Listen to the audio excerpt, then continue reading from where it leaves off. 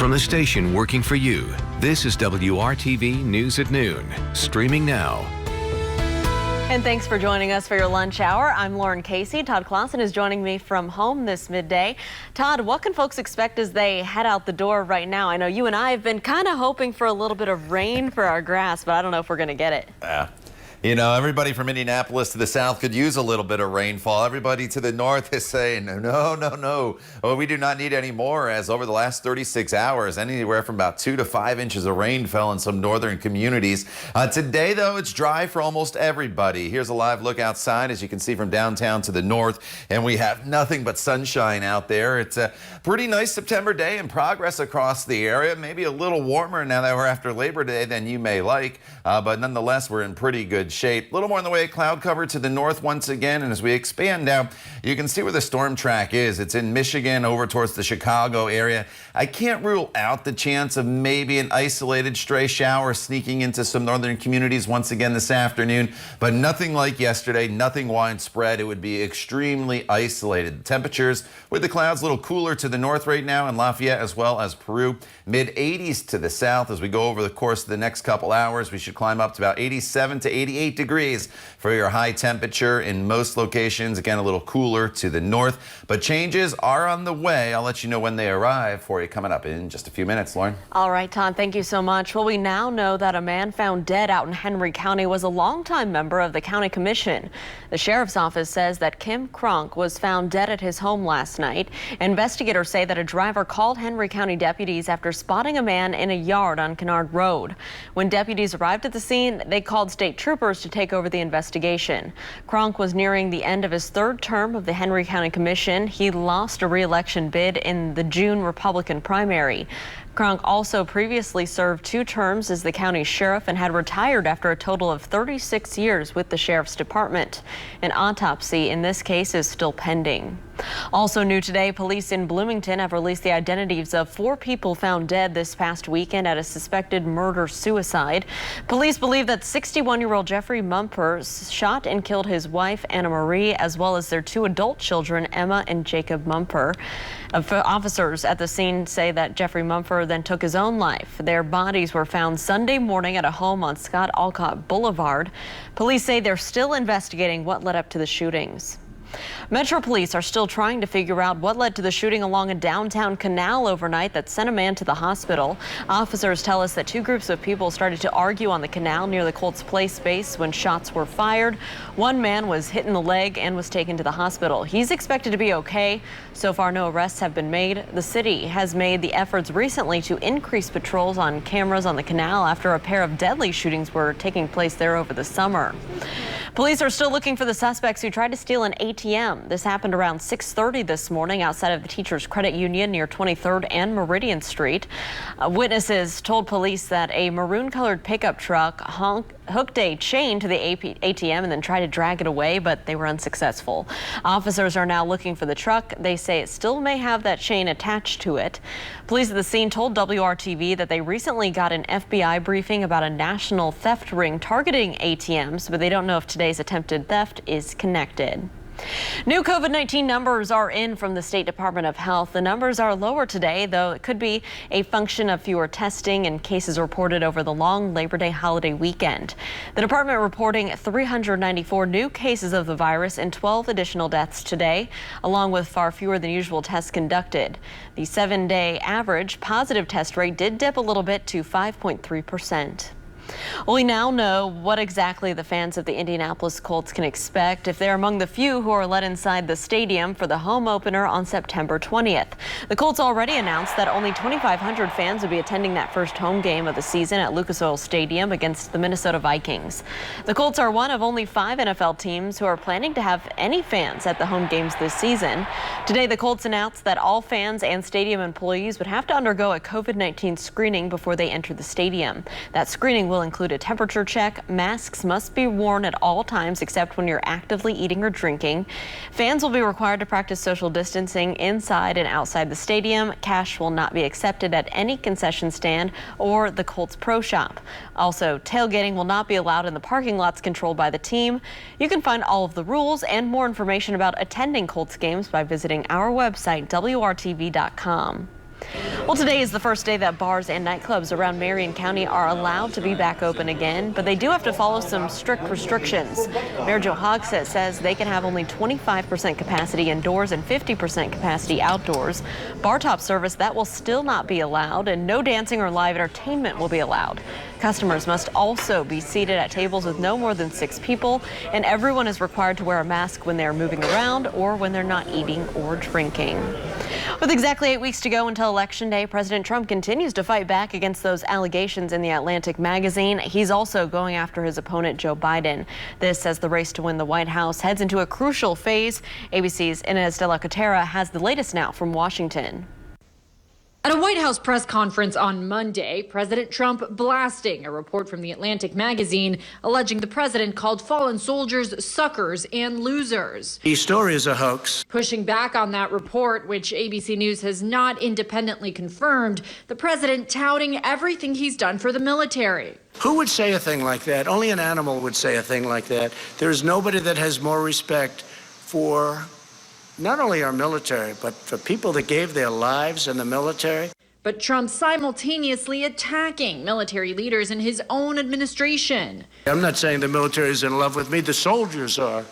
The top people in the Pentagon probably aren't, because they want to do nothing but fight wars so that all of those wonderful companies that make the bombs and make the planes and make everything else stay happy. Democrats pouncing. When it comes to veterans, he's downright un-American. Democratic nominee Joe Biden voicing his contempt for the president's reported remarks by referencing his late son, Beau, who served in Iraq.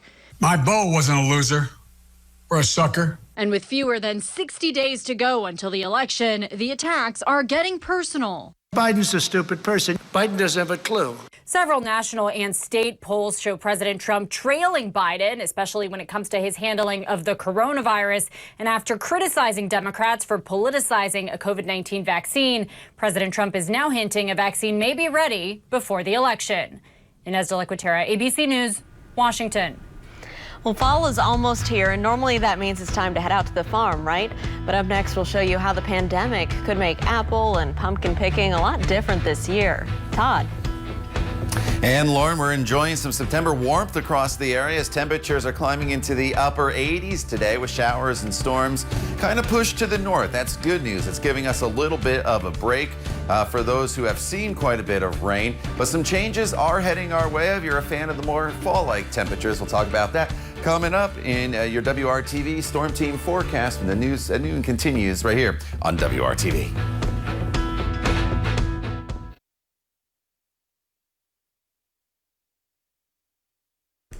Welcome back. So fall is right around the corner, and that usually means a trip to the farm for some apple or pumpkin picking. But COVID-19 has forced these usual activities on the farms to make a few changes. Our own Kelsey Anderson visited Spencer Farms, where they're still offering a lot of food for you to take home, but they won't be doing their traditional hay rides this year.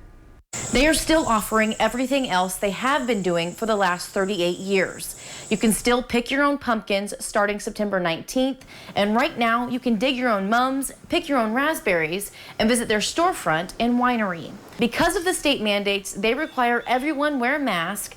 They have sanitization stations throughout the farm, and the biggest change is they won't be able to offer hay rides. Owner Kyle Spencer says there's no way of knowing if these changes will impact their busiest season. We have been so richly blessed this year as far as customers coming out, because they're wanting to get out anyhow, and this is an activity that they can. So no, I'm really not worried about that per se. Is there a concern? Maybe. We'll just have to wait and see. Everything is new this year, so we don't know what to expect. Spencer says he doesn't believe social distancing will be a problem for them because there are acres of property for people to spread out on. And inside the store, they have made it a one-way traffic pattern so people can't cross paths. Working for you, Kelsey Anderson, WRTV. Kelsey, thank you. Now, before you head out to your local orchard or farm this fall, you may want to call and double check ahead of time about their new policies. Some places are now requiring a reservation so they can help promote social distancing. Well, we know students are heading back to college, but their lives, they're much different than they used to be. Next, we visit one campus to find out how students are handling this new normal. Now let's take a live look outside right now. Blue, clear skies up ahead here in the Circle City. We'll get a full check of Todd's forecast for the rest of the day and the rest of your work week. That's all coming up right here on the news at noon. Stick around.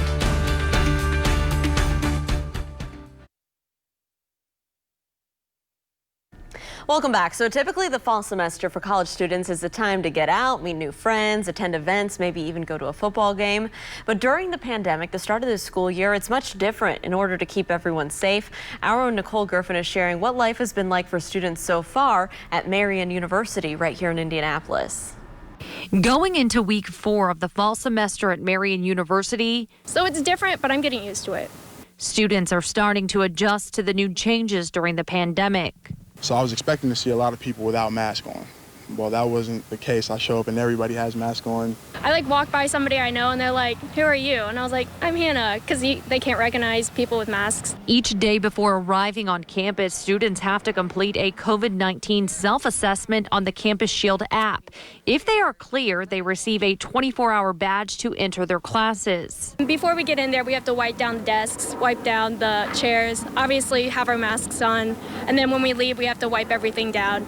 Hannah Robinson, who is from Westfield, has been living on campus in an apartment since the pandemic started because her mother is high risk. She only has one in-person class this semester where she's spaced out at least 6 feet from other students. I definitely am missing a lot more social interactions, but like I said, I'm trying to look at it as a positive way. You know, this is keeping me and people I care about healthy, and even the people I don't know healthy, so it's worth it. According to the university's COVID-19 dashboard, 34 students have tested positive for COVID-19 this semester. 21 of those students have already been released from isolation. Marion University's president Dan Elsener says there was a lot of work and challenges over the summer as they prepared to reopen, but he says it's important to have students in the classroom. These are our future educators, healthcare workers, doctors, business leaders, etc. They need to be here. They need to be moving forward. I would say, you know, you asked how often do I say, how are we going to do this, or was I afraid? I'd say every other hour, okay? And then you plow ahead. The university budgeted $1.5 million to be able to reopen campus and put safety measures in place. And students say the extra effort makes them feel safe. I do, just because I know Marion's keeping us, they're being super transparent and they're keeping us up to date. And I know they would tell us, they wouldn't bring us back if they knew that they couldn't handle it. After Thanksgiving break, students will not return back to campus until the new semester starts in mid-January. Working for you, Nicole Griffin, WRTV. Nicole, thank you. So the last 2 years, Marion University has actually invested money to train their faculty to be able to teach every course in person and online. Well, we know those guidelines and social distancing, it can be especially hard on our younger kids. Many of them have been preparing for years to play a sport, compete in bands, choirs, any other activities. So it's always heartwarming to see schools figure out how they can still continue some of those activities in a safe way.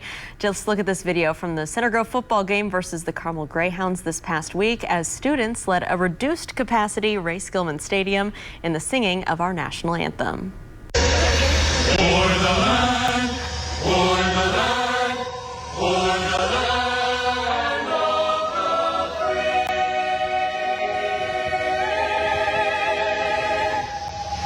And the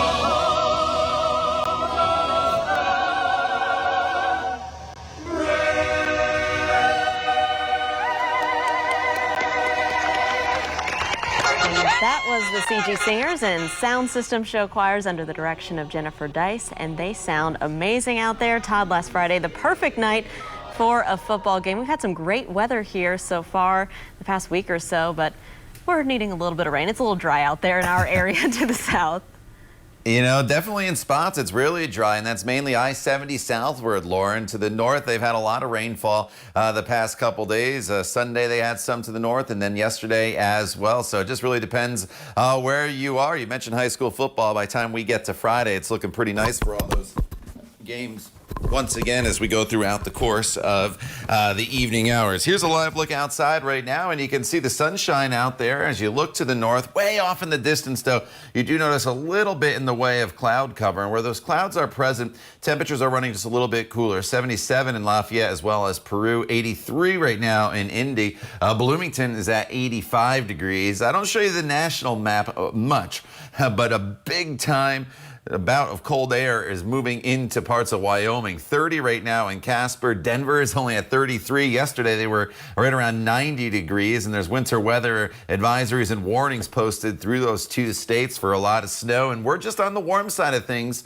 83 in India, as I mentioned, but look at Chicago, 20 degrees cooler at 63 degrees. So we will stay on the warm side of things, though, here going forward for the next couple days. So if you're a fan of those fall-like temperatures, you're going to have to wait a little while for them to arrive. You notice the cloud coverage is a little more prevalent to the north compared to the south. I'll expand out, and you can see the main storm track today is to our north.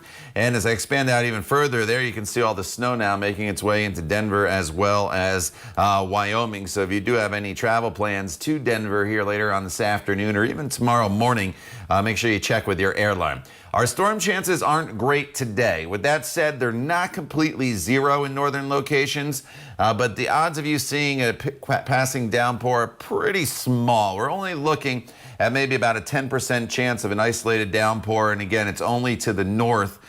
Southern locations completely dry and no threat of any rain in the forecast at all for the day today. As high temperatures get up to 88 degrees, we should be around 81 this time of year, so we are running well above normal this evening. If you have plans, it's warm, it's muggy, but otherwise just look for partly cloudy skies. Now tomorrow's a day very similar to today, but no rain chances tomorrow.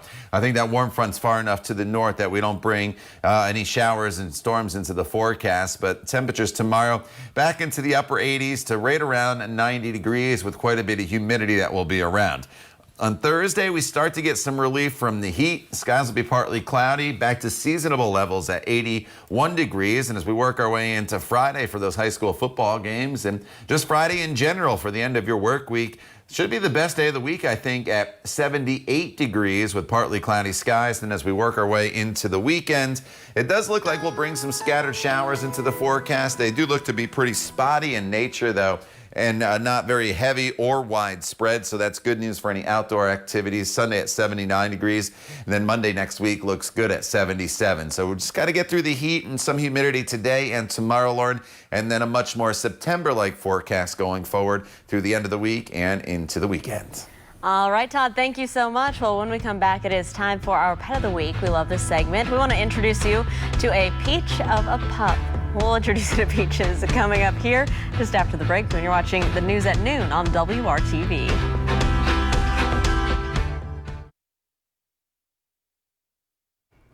So Tuesday means it's time to try and find a home for our Pet of the Week from Indy Humane. So today we want you to meet a dog named Peach. Peach is 3 years old and is a very social, happy girl. She loves toys. She'll lean in for attention. She loves to give kisses. Peach will need daily exercise and playtime, but she will be just as happy hanging around your house. She's already house and crate trained. If you think that your home would be a great forever home for Peach, you can make an appointment to meet her today. Just fill out an application at indyhumane.org, and she looks like a sweetheart. All right, Todd, if people want to get out and get their dog a walk today, what would be a good time? You know, just any time here this afternoon is good. Obviously, it's going to continue to warm up, so just make sure you have plenty of water for both yourself and your dog. Temperatures will be in the upper 80s this afternoon. Just a small chance of a spot storm in northern locations, but that's probably closer to sunset than the afternoon. Tomorrow, hot and sunny at 89, and then more of a seasonable weather pattern heads our way Thursday through the weekend. Low temperatures in the 60s, highs near 80, and just some spotty showers Saturday and Sunday. All right, Todd, thank you, and thank you for joining us, making WRTV your choice for news. Come back tonight and join us for the news at 5. Have a great afternoon.